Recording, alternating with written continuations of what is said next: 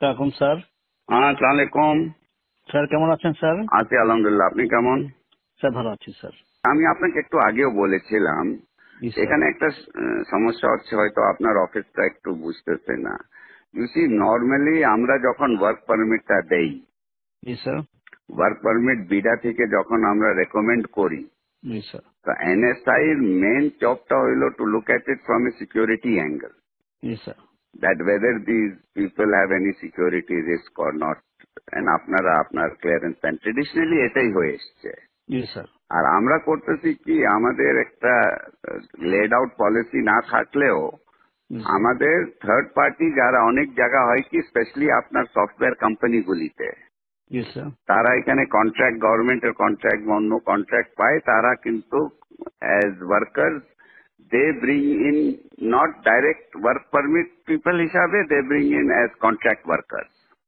Sir sir. তো একটা company আপনার সাথে বোধহয় দেখা করেছিল, আমি আপনি টাইম দিলে she will meet you again.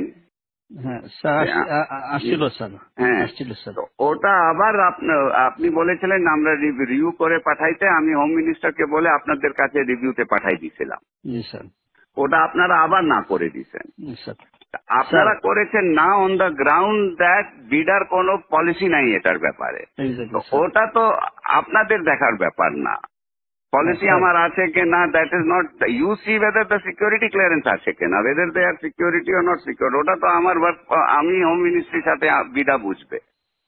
Sir ঠিক আছে স্যার। এখন স্যার আমি আমি দু একটা আসপেক্ট একটু আপনাকে বলি।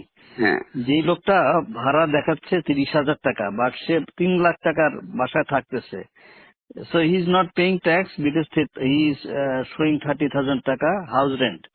2,30,000 টাকার যে বাকি যে যে 3 লাখ টাকা যে বাসা থাকতেছে, যেটার জন্য এডিশনাল সরকারকে পে করার কথা, সে তো সেটা করছে না স্যার। তো এটা দেখার দায়িত্বটা কার? যে লোক, হ্যাঁ স্যার, এখন যে লোকের বেতন হচ্ছে অরিজিনালি 10 লাখ টাকা, সে দেখাচ্ছে 2 লাখ টাকা, বাকি 8 লাখ টাকার উপর ট্যাক্স ফাঁকি দিচ্ছে। এই এই এটা জিনিসগুলো দেখা। এটা এটা দেখার দায়িত্বটা হলো এনবিআর। হ্যাঁ, এনবিআর ধরবে, তো এনবিআর তো এনবিআর তো ধরতেছে, এটা তো এনবিআর যে ইন্টেলিজেন্স আছে স্যার তারা ধরছে না স্যার। ধরতেছে। না না, ধরতেছে ধরছে না ধরছে, স্যার। অনেকগুলিকে ধরেছে, আমরা অনেকগুলিকে স্যার, ধরছে, এয়ারপোর্টে আমরা আটকাই দিতেছি। স্যার যেই লোক আগে আসছে সে 8 লাখ টাকা বেতনে ছিল, এখন সে 2 লাখ টাকা বেতনে এখানে চাকরি করতেছে। তো বিদেশিরা এত দেশপ্রেমিক তো হয়ে যায় না যে আমার দেশে 8 লাখ টাকা বেতন ছিল 2 লাখ টাকা কাজ করবে। হুম। সুতরাং আমাদেরকে তো তো এগুলো যখন অবজেকশন দিয়েছি তখন সে তার বেতন আবার বাড়ায় 6 লাখ টাকা করেছে স্যার। তো সাম না, বাট পয়েন্টে এই যে সাম। না, ওটা ঠিক আছে না, এট সাম পয়েন্ট এটা তাহলে আমরা বসি, লেট আস সিট হ্যাঁ down with NBR, exactly sir. Everybody আমরা বসি, কিন্তু point is G sir. This responsibility basically is NBR. Sir If NBR যদি, NBR is not doing it, then you should point out to them যে তোমরা করো, sir কিন্তু এটা তার একটু বসে, দায়িত্বটা, হ্যাঁ, ওর এটা একটু দায়িত্বটা আপনি স্যার। আপনার ঘাড়ের উপরে তো নিতে পারেন না। জি স্যার, আমি That's আমরা তো not, আমরা না করতে পারলে ভালো হতো স্যার। হ্যাঁ, তবে এই এই প্রসেসে আমরা সরকারের রেভিনিউ আনে বড় একটা অংশ রেখেছি না স্যার। এটা ঠিক আছে, এটা হ্যাঁ এটা স্যার। আমরা এটা একটা তাহলে মিটিং করি, আমরা জি আমরা স্যার, বিনা এটা এটা এটা এনবিআর এটা আপনারা মিটিং করি, কিন্তু এই কেসে তো this is not the case. মানে এই কেসে স্যার একটা একটা কোম্পানি যখন একটা লোক আনে, তখন তার একটা বেতন ধরে যে তার এত টাকা বেতন, এত টাকা ধরে করবে, সেই হিসাবে যদি আবার থার্ড পার্টিকে দিয়ে দেয়, তাহলে এটাকে বিডা একটা পলিসিতে আমাদের দিয়ে দিক যে না, ইচ্ছা করলে সে আমি না, 2,000 এটা টাকা তো আমরা we have been giving this for a long time.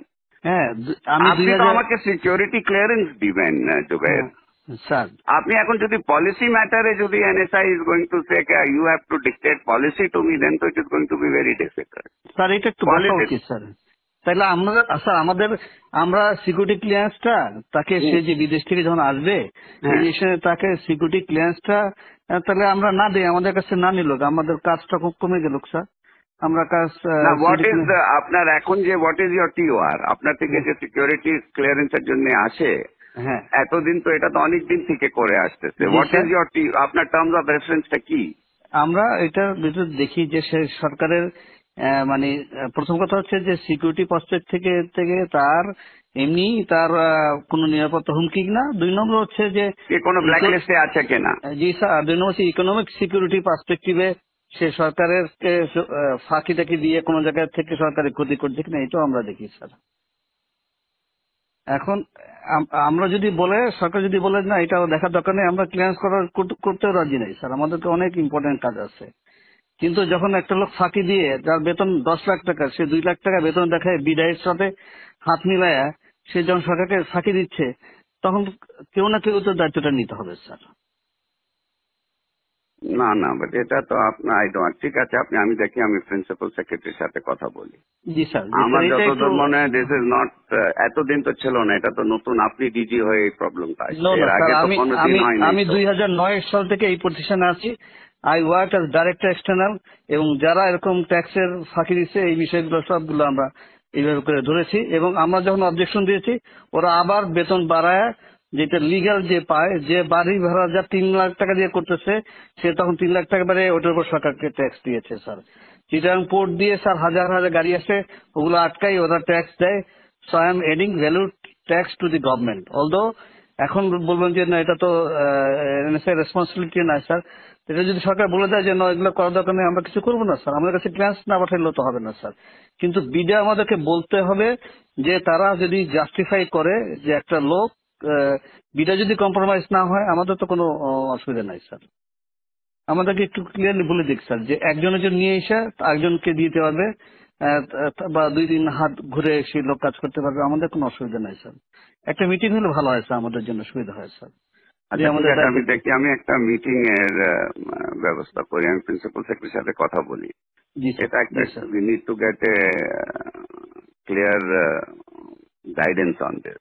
এবং আমি স্যার 12 বছর এই পজিশনে চাকরি করতেছি, এবং এইভাবে আমরা কিন্তু ক্লিয়ারেন্স মানে যেগুলোতে কম হয় না আমি অবজেকশন দিয়ে আসতেছি কিন্তু। এবং এই এই এই এই প্রতিষ্ঠানটা একটু ম্যানিপুলেশন বেশি চেষ্টা করতেছে, এবং বাট আমরা এরকম কেস খুব রেয়ার পেয়েছি, যারা একজনের জন্য নিয়ে এসে, আমি নিয়ে আসলাম একজনকে বিদেশ থেকে, এসে আবার আর এক কোম্পানিকে দিলাম, এই কেস প্রথম আমরা পেয়েছি। বিডা আমাদেরকে বলে দিক যে এইটাতে কোনো অসুবিধা নাই, আমরা সদস্য দিয়ে দেবো, বিডাও ক্লিয়ারলি বলে না। আচ্ছা ঠিক আছে, আমি দেখি। আর আপনাকে একটু জানা যাচ্ছে BIDA is a compromise organization sir,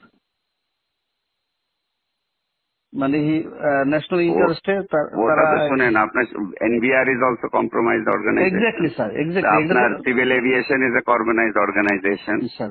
আপনার সব থেকে বড় কম্প্রোমাইজড অর্গানাইজেশন ইজ দুদক। জি স্যার। আচ্ছা, আর আপনার অর্গানাইজেশনও কম্প্রোমাইজড আছে স্যার এখানে তো আমার বাঙালিরাই আছে স্যার। আপনারও তো কম্প্রোমাইজড আছে। আপনার লোক যখন নিচে যায় ক্লিয়ারেন্সের জন্য, ব্যাংকের যে ডাইরেক্টরের জন্য আপনার থেকে ক্লিয়ারেন্স নেয়, স্যার, আপনি যে জুনিয়র অফিসারকে আপনার গ্রামে গঞ্জে পাঠান স্যার, আমার সম্বন্ধে খোঁজ নিতে, স্যার, তো সেও কম্প্রোমাইজড আছে ওখানে। স্যার। বাংলাদেশে কোন জায়গা কম্প্রোমাইজ না? সবাই মিলে একটু ভালো করার চেষ্টা করতেছি স্যার। সেটা করেন, কিন্তু ডোন্ট সে দ্যাট কম্প্রোমাইজ আপনার অর্গানাইজেশনটাও is compromise. I can give you examples where your people have gone and to give a clearance certificate, how much money they have charged. Sir এটা আছে স্যার, আমি অস্বীকার করছি না স্যার। তাহলে আপনি সবাই বলতেন মিলে বিডা ইজ কম্প্রোমাইজ, সবাই কম্প্রোমাইজ আছে। আর don't tell me BIDA is compromise, you are also compromise.